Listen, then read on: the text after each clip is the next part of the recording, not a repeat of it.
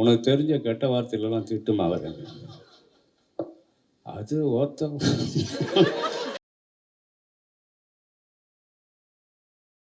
எங்கள் அழைப்பை ஏற்று இங்கே வந்திருக்கும் எனது அன்பு சகோதரர்கள், பத்திரிகை நண்பர்களும், ஊடக நண்பர்களுக்கும் என்னுடைய நன்றி கலந்த வணக்கம். என்னோடு நெருங்கி ஒரு குடும்பமாக பழகி இந்த படத்தில் பணிபுரிந்த சக நடிகர்களுக்கும் டெக்னீஷியன்ஸ்க்கும் என்னுடைய வணக்கங்கள், வாழ்த்துக்கள். இந்த படத்தில் நிறைய விஷயங்கள் ஷேர் பண்ணோம். இன்னைக்கு நம்ம ரீசெண்டாக தான் ஒரு ப்ரெஸ் மீட் பண்ணோம். ஆனால் இன்றைக்கி ஒரு ப்ரெஸ் மீட் பண்ணுறதுக்கு காரணம் என்னன்னா, ஃப்ரெண்ட்ஷிப் டே.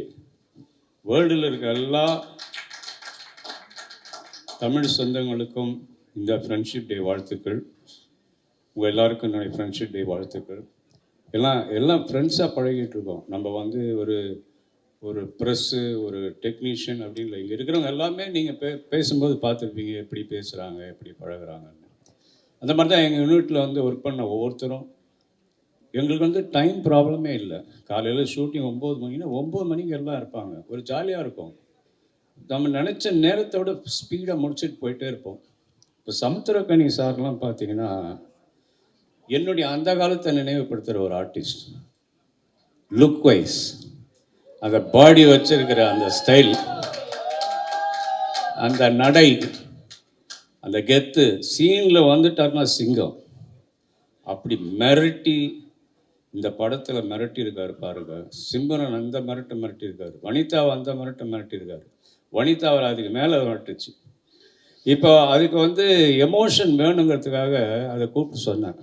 உனக்கு தெரிஞ்ச கெட்ட வார்த்தையிலலாம் திட்டுமா வரேன். அது ஒருத்தம் ஒய்யால ஏதோ சொல்லத்தகாத வார்த்தைகளெல்லாம் இஷ்டத்துக்கு திட்டம். அங்கே சுற்றி இருக்கிறவங்களாம் கேட்குறாங்க, சார் எப்படி சார் சென்சார் பேசிட்டோம், அந்த எமோஷன் வரட்டும். அது வெறி பிடிச்சி போய் அப்படி பேசும். ஆமாம், யார் மேலே இருந்த கோபத்தை எங்கள் செட்டில் காமிச்சு. இந்த படத்தில் வனிதா விஜயகுமாருக்கு ஒரு ரிமார்க்கபிள் ஒரு அங்கீகாரம் கிடைக்கும் அப்படின்னா, ஒரு மிகப்பெரிய நடிகைங்கிற அங்கீகாரம் நடிக்கும். அதே மாதிரி சொல்லணுன்னா, பிரியா ஆனந்த் ஒரு அழகான பொண்ணு, தமிழ் பொண்ணு. தமிழ் இண்டஸ்ட்ரியில் யூஸ் பண்ண மாட்டேங்கிறாங்கன்னு சொன்னாங்க. ஆனால் இங்கே பேசுறது எல்லாமே இங்கிலீஷ். எங்களுக்கெல்லாம் தமிழ் தெரியும், ஆனால் பாதி இங்கிலீஷ். இனிமேல் எங்கே போனாலும் தயவுசெய்து இங்கிலீஷில் பேச வேணாம். அப்போ தான் தெரியும் தமிழ் பொண்ணுன்னு. ஓகே, ரொம்ப அழகான பொண்ணு. இந்த படத்தில் இந்த கேரக்டர் யாரை போடுறதுன்றது ரொம்ப ஒரு மண்டை குடைச்சல் இருந்தது பல நாட்கள். அதுக்கப்புறம் என்கிட்ட அடிக்கடி தொடர்பில் இருந்தது பிரியா. க்யூட்டாக ஒரு பேர் தேவைப்பட்டது. சரின்னு சொல்லிட்டு பிரியா ஆனந்த் டிசைட் பண்ணோம். அதே மாதிரி இந்த படத்தில் பார்த்தீங்கன்னா, நீங்கள் பார்த்துருப்பீங்க இந்த ட்ரெய்லர்லேயே, சாங்கிலெல்லாம் ரொம்ப க்யூட்டாக அழகாக இருக்கும். பர்ஃபார்மன்ஸுக்கும் ஒரு பெரிய அங்கீகாரம் கிடைக்கும் பிரியாவுக்கு. இதுக்கப்புறம் தொடர்ச்சியாக நிறைய தமிழ் படங்கள் வரும். அடுத்தது சிம்ரன். சிம்ரன் பிரசாந்தோட ஒரு 6 படங்கள் பண்ணிடுச்சு. அதுக்கப்புறம் படங்கள் இந்த படம் வாங்கின பிற்பாடு இது ஏன் சிம்ரனை பண்ணக்கூடாதுன்னு எனக்கு தோணுச்சு. நான் ஃபோன் பண்ணி பேசின உடனே நான் அந்த படம் பார்த்தேன், நான் பண்ணுறேன்னுச்சு. அதே மாதிரி ஒவ்வொரு சீன்லேயுமே அதனுடைய பர்ஃபார்மன்ஸ், அந்த எக்ஸ்பீரியன்ஸ், அது பண்ணியிருக்கிற பர்ஃபார்மன்ஸ் இந்த படத்தில் நான் கொஞ்சம் எக்ஸ்ட்ராவே வேலை வாங்கினேன். கொஞ்சம் லவுடாக பண்ண வச்சுருக்கேன். என்னை கூட கேட்டது ஒரு சமயம், ஏன் இவ்வளோ லவுடாக பண்ண வைக்கிறீங்க? நான் ரொம்ப சட்டிலாக பண்ணலான்னு நினச்சேன் அந்த கேரக்டரை. இல்லை, அந்த கேரக்டர் அப்படி தான் இருக்கணும். அந்த ஆக்ரோஷம், அந்த குத்துறது, அடிக்கிறது, இதெல்லாமே பார்த்தீங்கன்னா ஒரு ஆம்பளை மாதிரி இருக்கும். இந்த படத்தில் சிம்ரனுக்கு மிகப்பெரிய பேர் வரும், நிறைய அவார்ட்ஸ் வரும். இதை நிறைய தடவை சொல்லிட்டேன்.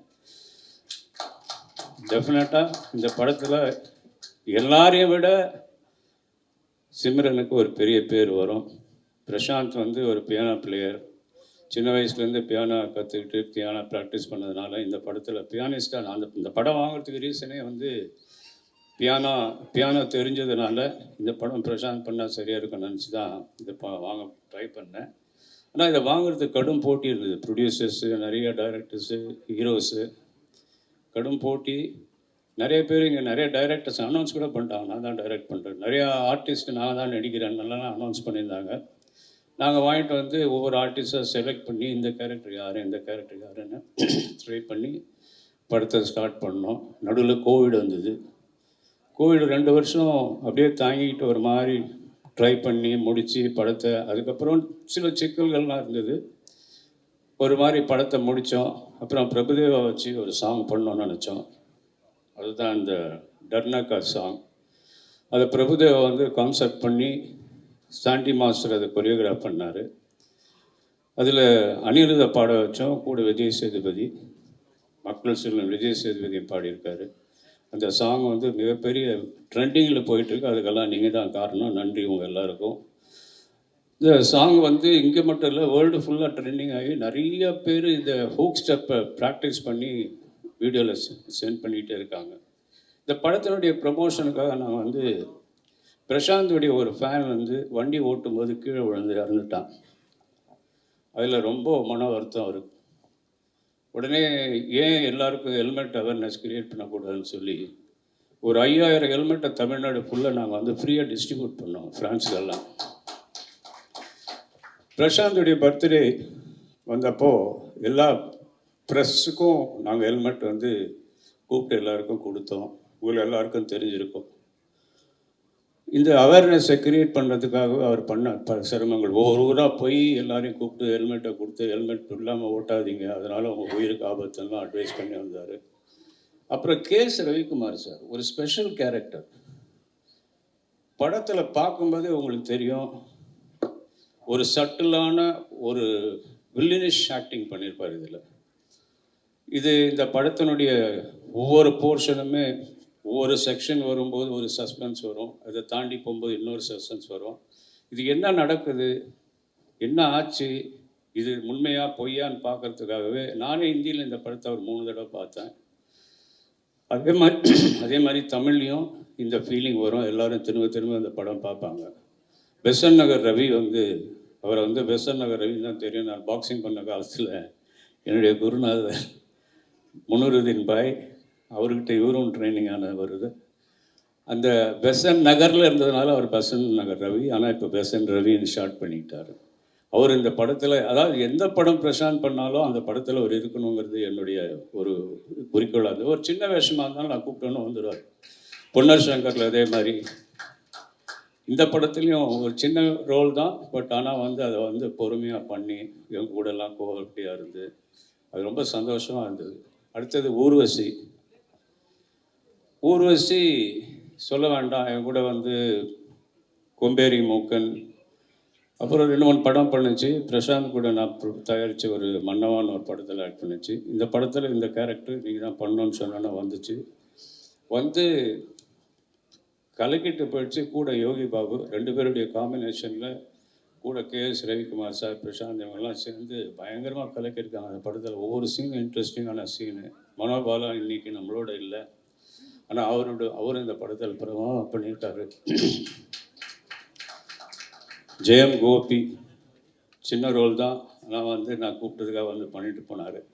என்கிட்ட இன்னைக்கு காலைல சொன்னார், ஆனால் இதான் நான் கடைசி படம், இனிமேல் நான் வந்து இப்போ படத்தில் நடிக்கிற ஐடியா இல்லை, நான் வந்து இதுக்கு போகிறேன்னாரு, ஆன்மீகத்துக்கு போகிறேன்னாரு. ஆனால் நல்ல நடிகர், அவருடைய டயலாக் டெலிவரியெல்லாம் எக்ஸலண்ட்டாக.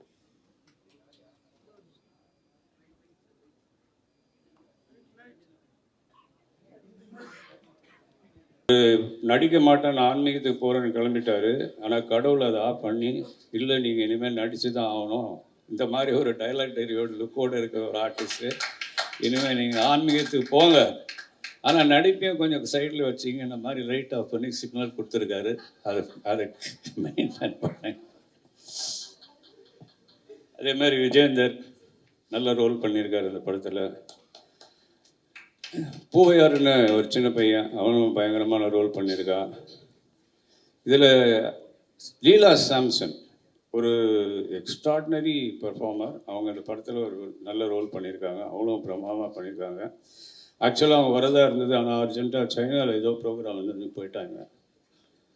மேபி நம்மலாம் ஒரு சக்ஸஸ் மீட் வைக்கும்போது அவங்கெல்லாம் வருவாங்க.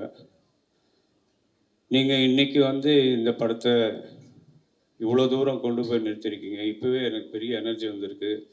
எல்லா தியேட்டர்காரங்களும் இந்த படத்தை போடணுன்னு அவங்களுக்குள்ள ஒரு பரபரப்பான ஒரு இது நடந்துகிட்ருக்கு. ஆல்ரெடி 400 தியேட்டருக்கு மேலே தமிழ்நாடு ஃபுல்லாக போட்டிருக்கோம். இதுக்கும் மேலே தியேட்டர்கள் போடணுன்னு எல்லோரும் விரும்பி வராங்க. அது ஒரு நல்ல பாசிட்டிவ் சைன். அது வந்து அதற்கெல்லாம் காரணம் நம்ம ப்ரெஸ்ஸும் ஊடக நண்பர்கள் தான். அவங்க எல்லாருக்கும் என்னுடைய மனமார்ந்த நன்றி என் சார்பாகவும் பிரசாந்த் சார்பாகவும் எங்கள் குழு சார்பாகவும் தெரிவிச்சுக்கிறேன். இன்றைக்கி வந்ததுக்கு ரொம்ப நன்றி. Happy friendship day. Thank you Nikhil.